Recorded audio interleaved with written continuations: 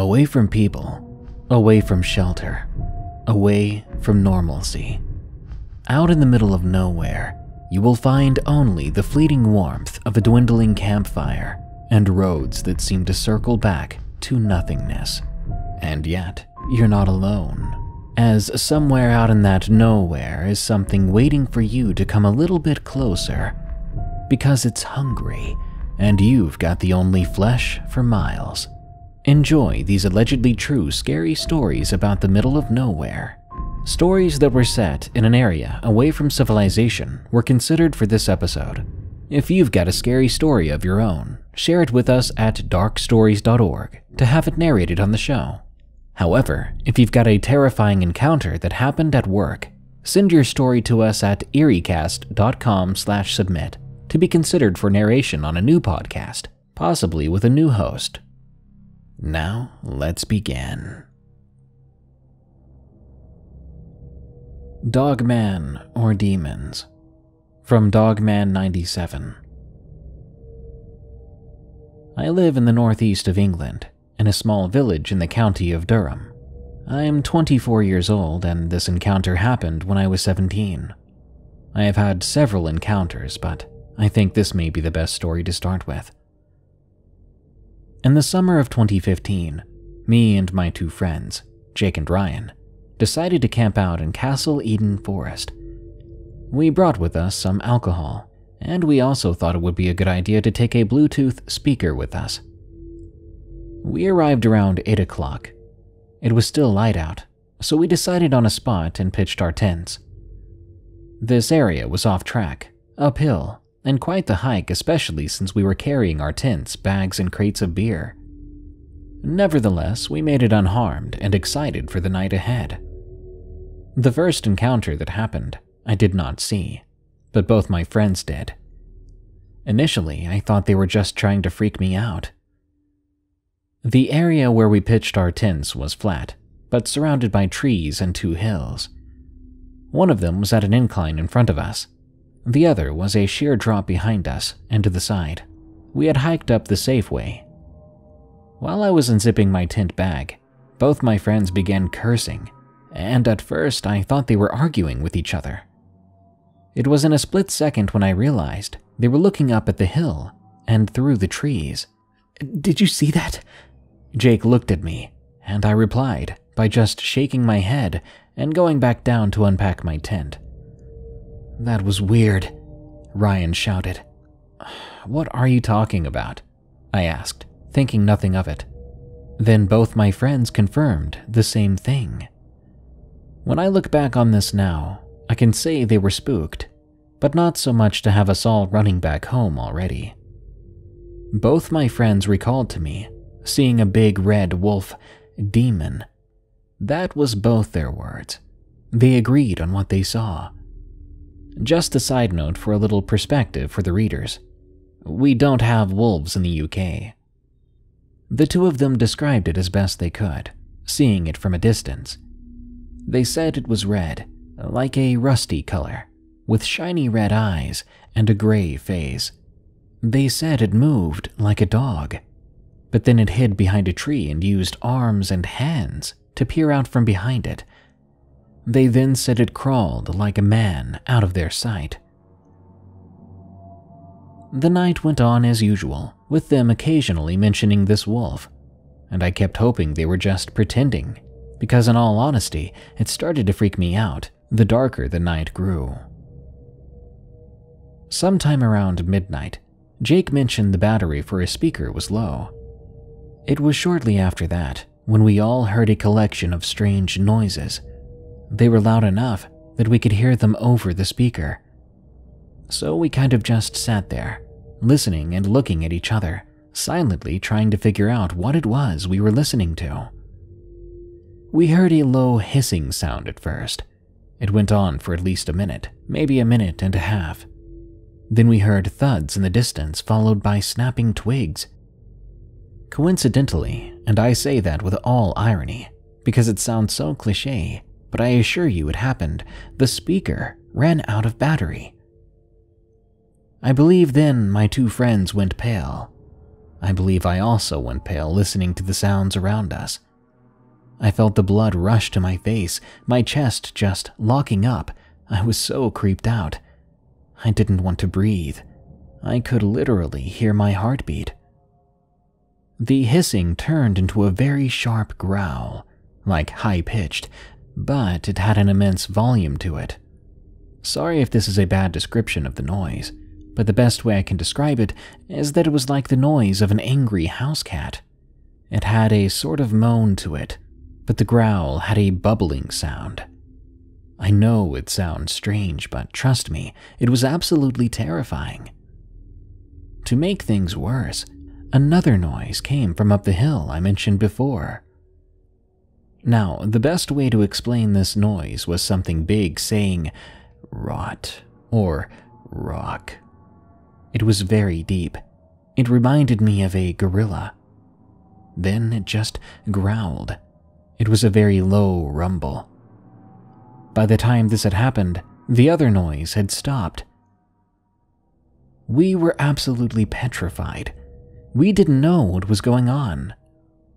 The next thing that happened is possibly one of the scariest things I've ever experienced in my entire life. There was a sudden explosion of twigs and branches breaking, and there was 100% something running around in the trees. It was very heavy and very fast, and yet we could see nothing. Then it happened. It sounded like a dogfight. That's the best way I can explain it. Like a really violent, loud, and disturbing dogfight. It was so loud to the left of me, I jumped up to my feet and shouted at it.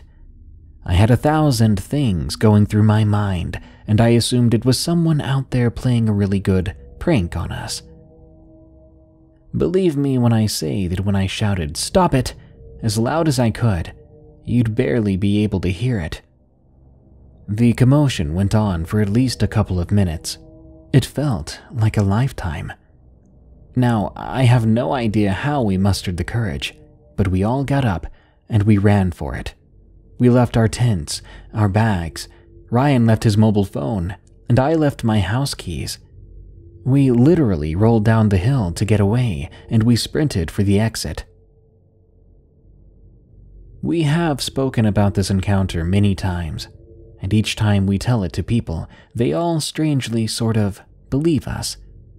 It was too much to make up, and we all encountered and remembered the same things. So, after I actually looked into what it could have been, I'm pretty convinced it was a Dogman. Ryan also believes it was a werewolf, or something of the sort, but Jake seems to think it was something else, perhaps a demon.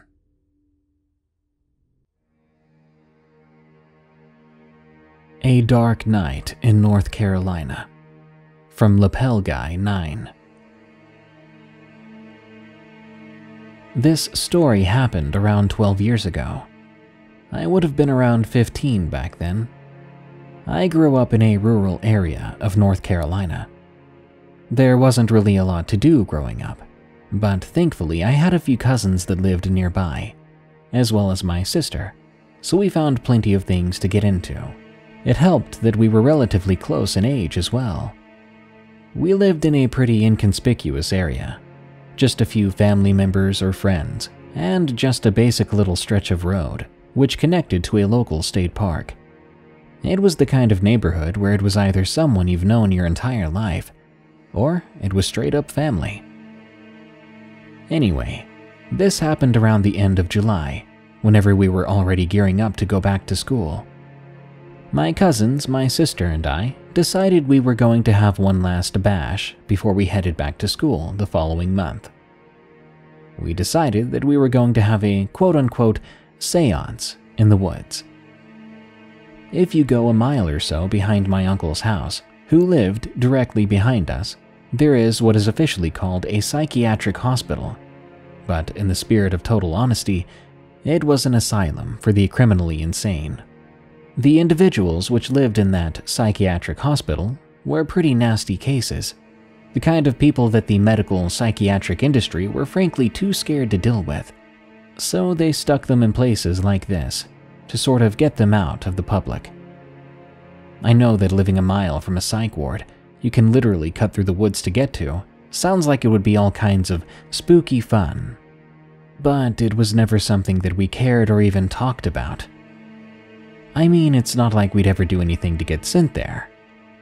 Anyway, the patients were not treated very well there, and the staff was highly underqualified.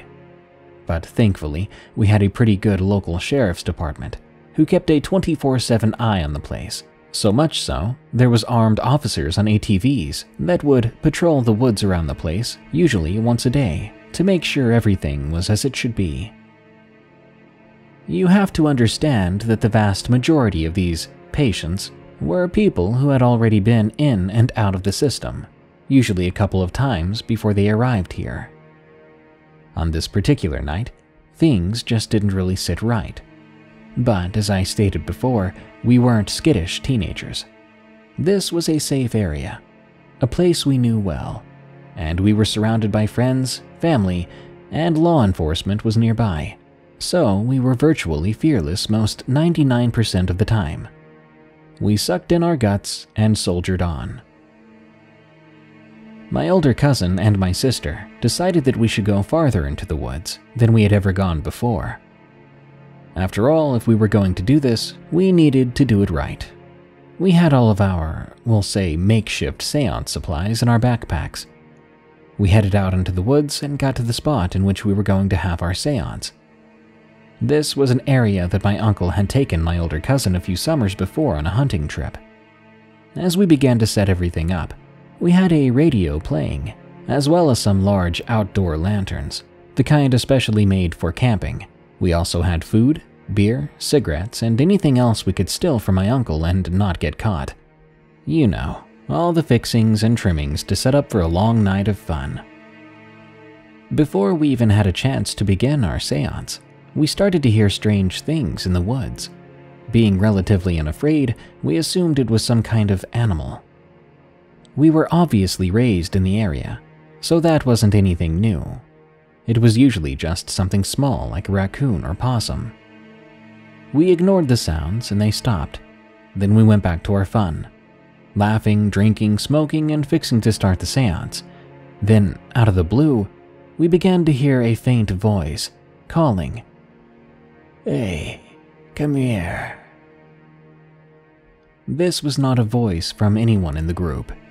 So, naturally, we all assumed that someone had recorded something on their phone and they were just trying to scare us. We all just kind of shrugged it off. We were like, oh yeah, whatever. My oldest cousin continued with the seance until we heard it again. "Hey, come here." At this point, even though I was a bit younger than the rest of the group, I stood up and I spoke angrily to the group. "All right then, enough is enough. Whichever one of you is playing that crap on their phone, grow a pair and stick it down in front of the group." I had become kind of irritated that the seance was being ruined and interrupted. I was assuming someone was just out there messing with us and being rude. We all pulled up the home screens of our phones, letting each other investigate them. We also emptied our pockets, proving that it was none of us. The rational-minded would have assumed that one of us in the group simply cleared their phone off and set it down. But literally within 5 minutes, we heard the voice again. But this time it wasn't so vanilla, if you will. This time, it was angry, and it said, "Get over here, now." By then, we were all terrified. Frozen in fear, we looked at each other, and all at once, we ran. Leaving everything behind, we kept going and going, not even caring what direction we were going in. The longer we ran, the more the footsteps that were following behind us became faint. As the trees began to part, we saw bright flashing lights. Assuming we were approaching a road, we ran towards it, not caring if it was a wreck or a traffic stop. We just wanted a cop. As we broke the wood line, our hearts began to pound in terror, even harder than they already were. Then we saw what was in front of us. It was the psych ward. A cop stood in front of his car, then saw us and shined a light, saying, "What the heck are you guys doing? Don't you know a patient escaped? And there's a girl missing."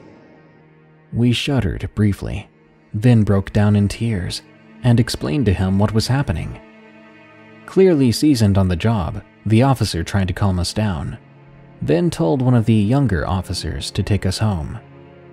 After what felt like hours of heck in the woods, it was finally over. After a 10-minute car ride, we were back at my uncle's house, like nothing had ever happened. The patient who had escaped was never given a name, nor were they ever apprehended. And the girl who I sadly knew, named Paige Campbell, was found dead off the highway going out of town by a patrol officer at around 6 the following morning. Paige had been a 17-year-old cheerleader. She and I had always got along pretty well, but we weren't incredibly close. Because an underage girl had been murdered that night, the cops tried to keep the whole situation quiet for the family's sake, because we all know how the media can get.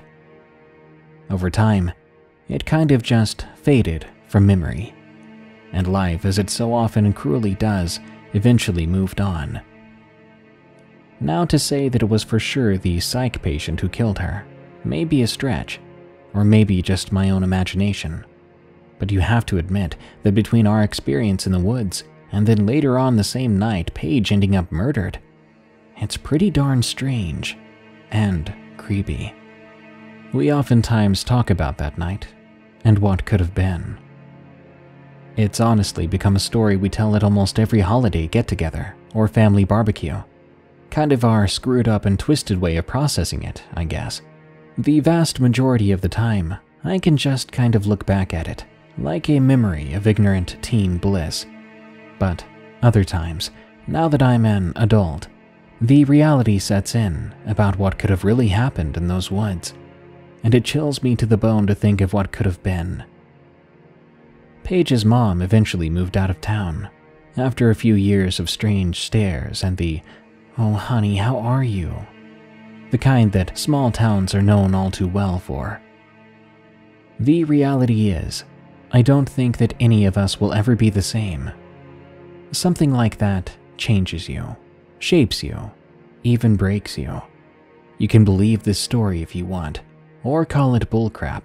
Frankly, I don't care. This isn't the kind of thing you make up. I only ask, if you're going to be messing around in the woods, be careful. Wrong Turn, from Mill 89715.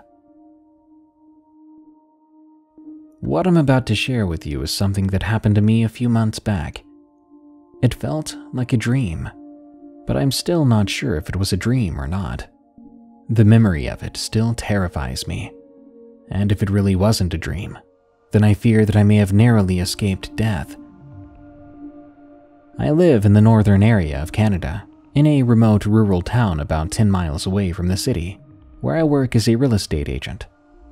I've been in the business for about 5 months now, and I love my job. I work the usual hours for a standard week. You know, the typical Monday to Friday 9 to 5. I always take the main highway to and from work, so as to save a little money for gas each week. A few months ago, after a really busy day at the office, I was on my way home from work. I had dealt with a lot of clients that day, and I had needed to stay back an extra hour and a half.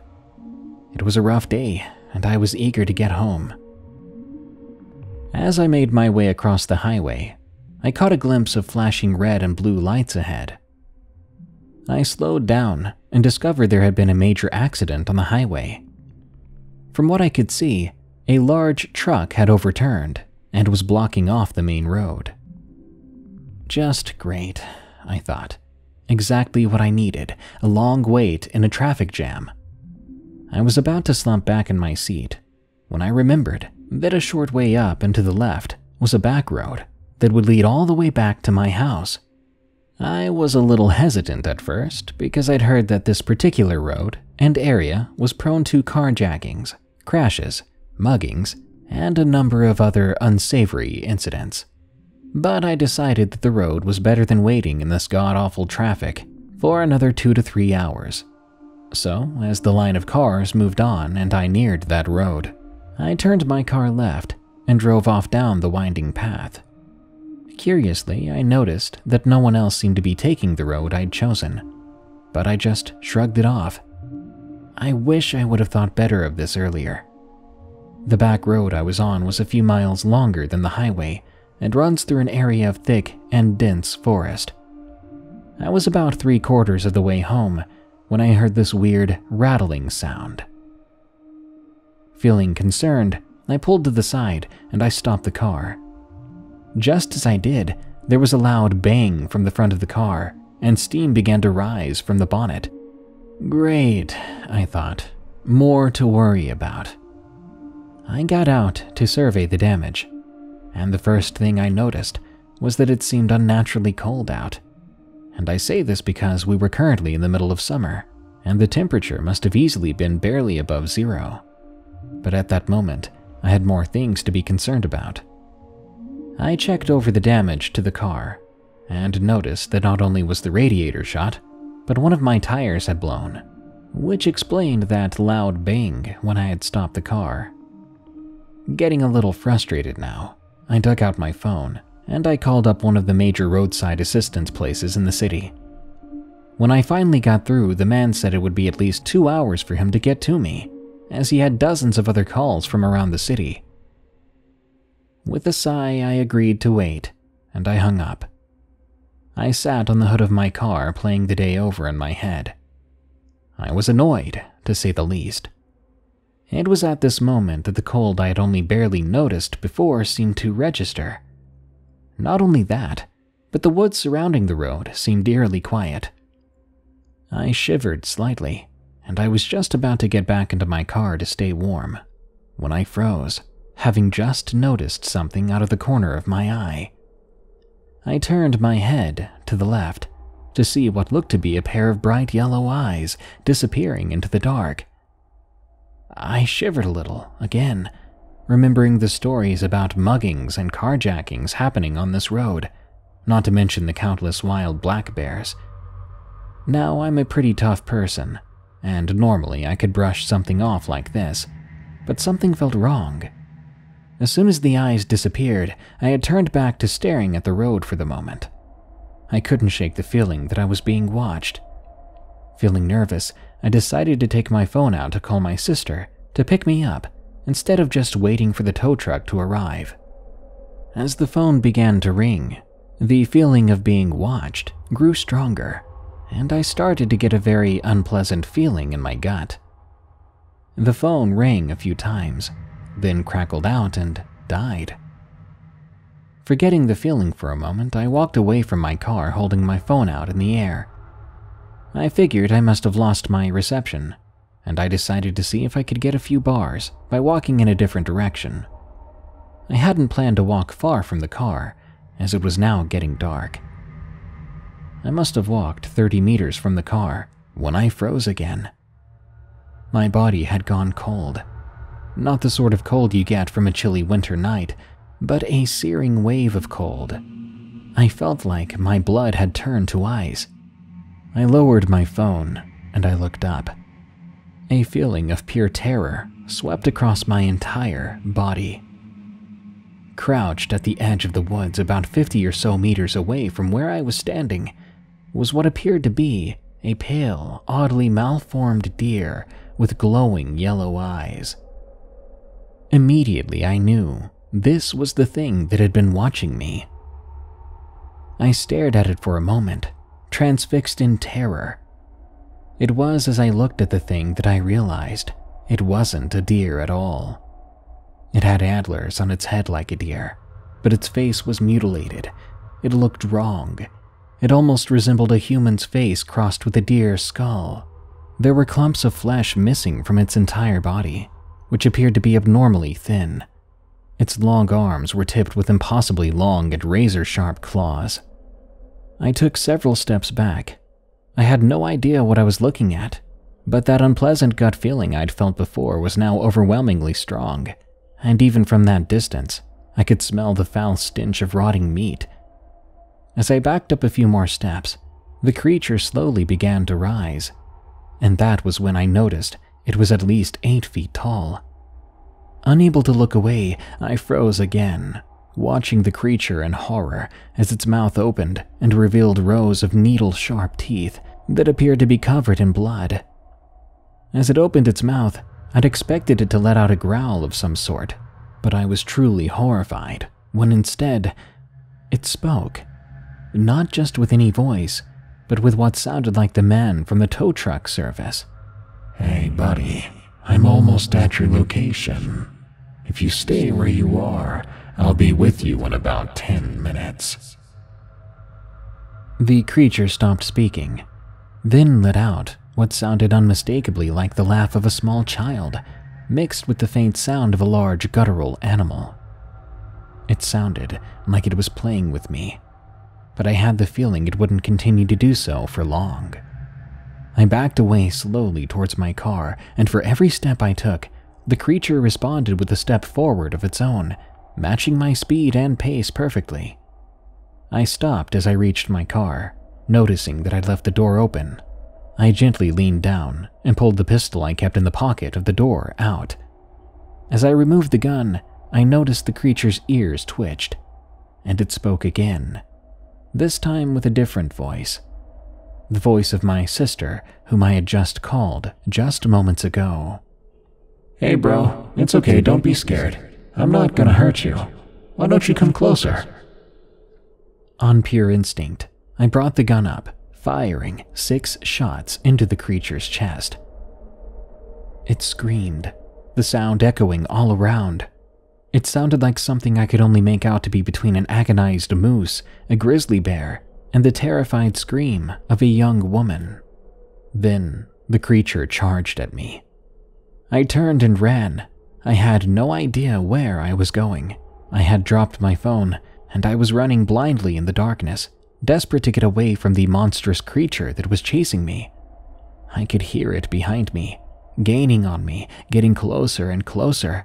The foul stench of rotting meat and death filled my nostrils, and I could hear the sound of its breath and its feet behind me as it gave chase. A wave of adrenaline hit me. I put on an extra burst of speed. As I was unable to see where I was going, I tripped over something in the dark and fell, sliding down what I could only think to be a large embankment on the edge of the forest. I tried to brace myself and stop my body from slamming into a tree. Eventually, I came to a stop and I passed out. I woke up feeling sore and bruised. Glancing around, it was that moment I noticed I was not lying in the middle of the woods, but I was back in my own bed. I blinked for a second, staring around the room. When did I get back here? The last I remembered was being chased by something across the back road I'd been driving on, and tripping over something, tumbling down the side of what seemed to be a large hill. I leapt out of bed, still trying to make sense of it all, when I realized I was in the same clothes I was in from when I was last awake, except my attire now was all dirty and torn. With the terrifying idea that what I had experienced last night may not have been a dream, I darted outside to see if my car, which had broken down, was in the driveway or not. Sure enough, there was my car sitting in the driveway, one tire still blown out from whatever I'd hit earlier. I checked under the hood to find that my radiator was still, in fact, blown. I was starting to feel a bit scared, because if what I was seeing in front of me was to be believed, then that means the previous night was real, and somehow I had mysteriously ended up back home, along with my broken down car and torn, dirty clothes. After this event, to this day, I still cannot explain what had happened or how I ended up back home. But occasionally, as I'm driving along the highway after work, having now gotten my car repaired, I swear that sometimes I can see a dark shape following along the tree line, or I'll catch a glimpse of what appears to be a pair of glowing yellow eyes watching from the tree line as my car goes by. I haven't seen the creature again, but I'm sure it's still out there, watching me and waiting for me. That brings us to the end of this episode of Darkness Prevails. More terrifying stories are on the way soon, so subscribe and smash that like button. By the way, did you know this show is available as a podcast called Unexplained Encounters? Just search for, follow, and rate Unexplained Encounters on Spotify, Apple Podcasts, or your favorite podcast app. This show is part of the EerieCast network. Go to EerieCast.com for more scary podcasts, such as Freaky Folklore, which explores your favorite monsters, myths, and mysteries, as well as Redwood Bureau, a fictional horror podcast about an agent on the run from an evil secret organization that captures supernatural creatures and entities. Well, thanks for tuning in. Stay safe out there and stay creepy, because this world is a strange one.